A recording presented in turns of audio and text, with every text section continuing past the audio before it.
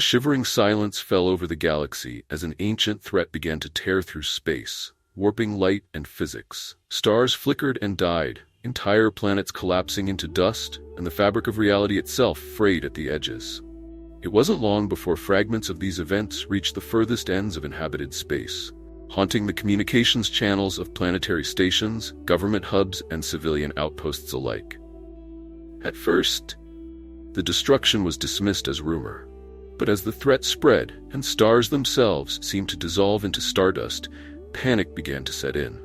Orion Rye's stone was on a routine refuel at a remote galactic port when he noticed the whispers of the catastrophe beginning to rise above the usual commotion.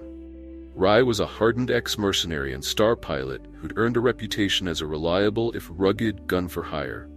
His rugged past had left him scarred and mistrustful of anyone with an agenda, but it also left him strong, determined, and adaptable in any crisis.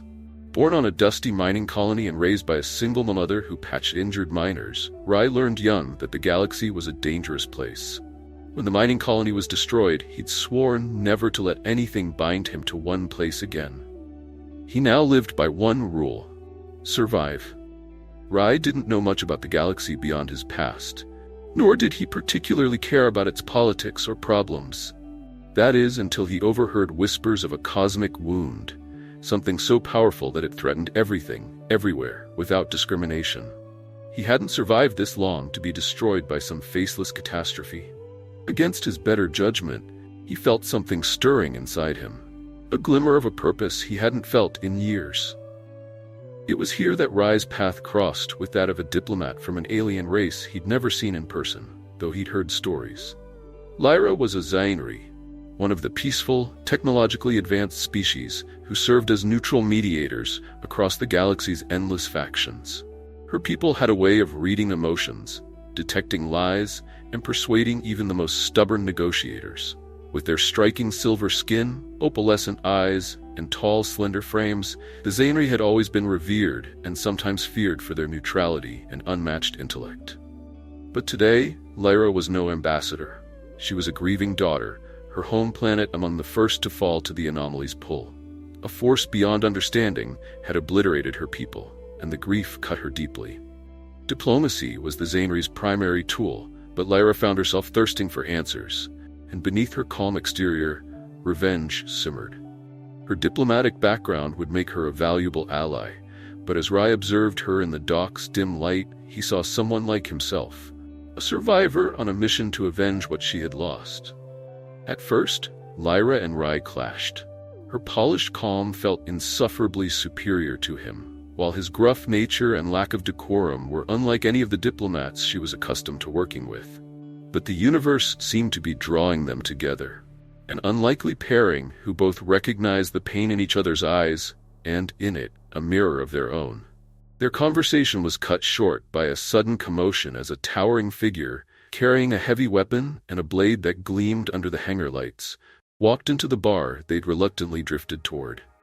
He was Zura, a race of legendary warriors, bred for battle, with a rigid sense of honor and pride. His name was Zelian Vortak, and his entrance brought a hush to the room. The Zura were known across the galaxy as fearsome fighters and stoic enforcers of a personal code of honor. Zelian had once been a hero among his people, a celebrated warrior with dozens of campaigns and battles under his belt. But he carried a burden, a shadow from his past. He'd been exiled after disobeying an order from his superiors that would have led to a massacre of innocent civilians, choosing compassion over duty. The decision had cost him his title, his family, and his home, but he stood by it, though it weighed on him still. As he surveyed the room, his eyes settled on Rye and Lyra, and something seemed to click into place. He'd overheard their talk of the anomaly, the destruction it wrought, and though he would never admit it, he, too, sought a cause worth fighting for. Zelian's initial interaction with them was tense. He found Rye's cynicism abrasive, and Lyra's diplomatic calm patronizing.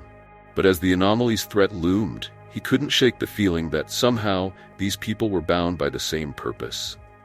As the three tried to ignore each other in the corner of the bar, a petite figure shuffled up to the counter next to them, unassuming and almost blending into the shadows. She was Centauri, a species known for their intellectual prowess and affinity for technology. Her name was Ixia, and though she seemed young, her eyes held the weight of an ancient sorrow. The Centauri had once inhabited a world covered in brilliant, interconnected megacities powered by a sentient supercomputer that controlled every aspect of their lives. When the anomaly began devouring worlds, it had overpowered the Centauri supercomputer, erasing her people and their civilization in an instant. She had been the only survivor, floating through space in the escape pod until a trader ship found her and brought her to the port where she now stood. Ixia was a technical prodigy, adept in mechanics, hacking, and systems engineering. To her, machines were an extension of her own body. She could rewire a ship in half the time it took most engineers just to find the tools. Drawn by the mention of the anomaly, she edged closer to Rai, Lyra, and Zillion, her voice barely more than a whisper. "I know about the signal," she murmured, her large eyes flickering with a faint, eerie light. She explained how, shortly before her homeworld's destruction, she'd intercepted a signal, a repeating pulse emanating from somewhere near the heart of the anomaly. The others listened, their interest piqued. If they could trace the signal, it might lead them to the source of the anomaly, or at least reveal its purpose. Rai's gaze hardened. Lyra's lips pressed into a thin line, and Zillion's grip on his weapon tightened.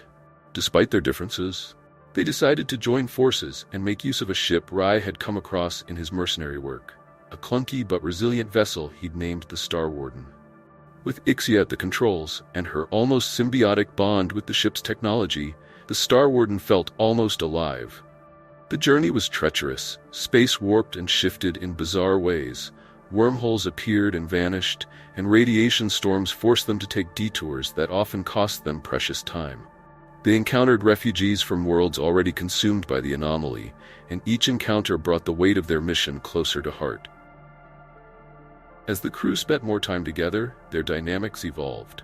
Rai and Zillion found a grudging respect for each other's skills, while Lyra and Ixia grew close, the diplomat's calm demeanor helping Ixia manage her fears and doubts. But tensions still simmered beneath the surface.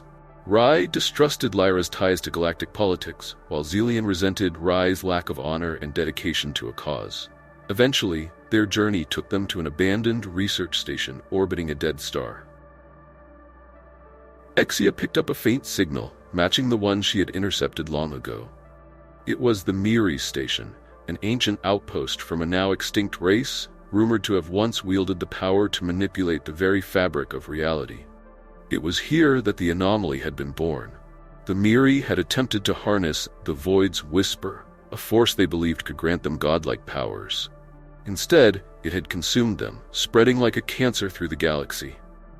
The crew entered the station with caution, the weight of centuries-old destruction pressing on them from every side. The station was a mausoleum, filled with the remnants of the Miri's last days, broken machines, skeletons still clinging to their posts, and a faint hum of lingering energy. Zillion's instincts warned him of a trap, but he held his tongue, knowing this was their only chance to stop the anomaly. They split into two teams. Rai and Zillion scouted for danger, while Lyra and Ixia navigated through the data logs, piecing together what had happened.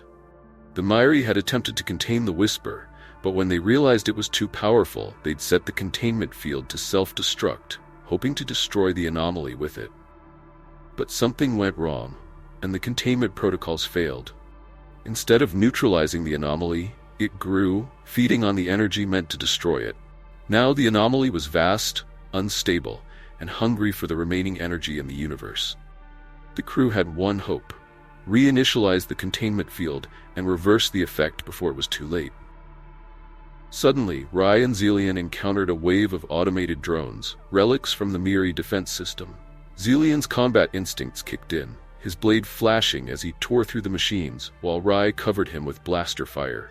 But they were outnumbered, and in the chaos, Rai took a hit, collapsing to the floor. Zillion faced a choice: abandon the mission or carry his wounded captain to safety. Despite his grudge, he chose the latter, carrying Rai back to Ixia and Lyra's location. As Ixia prepared the containment reset, she was interrupted by the sudden reawakening of the station's defense AI. an ancient, malevolent remnant of the Miri's final desperate attempts to protect their secret. The AI, detecting intruders, activated the Whisper's unstable energy, creating a countdown to detonate the entire facility. The AI saw them as threats, viewing their attempts to reverse the anomaly as an effort to access the Miri's most forbidden knowledge. In a tense standoff, Lyra tried to reason with the AI, leveraging her diplomatic skills and knowledge of ancient languages. Ixia, meanwhile, worked furiously on the containment field, her fingers flying over the controls.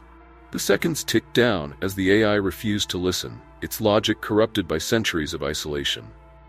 In a final act of desperation, Xelian charged forward, using his strength to disable the core systems controlling the AI's functions, sacrificing his weapon in the process. It bought Ixia just enough time to activate the containment reset. The station shook violently as the containment field took effect, drawing the Whisper back into a single point and stabilizing the surrounding area.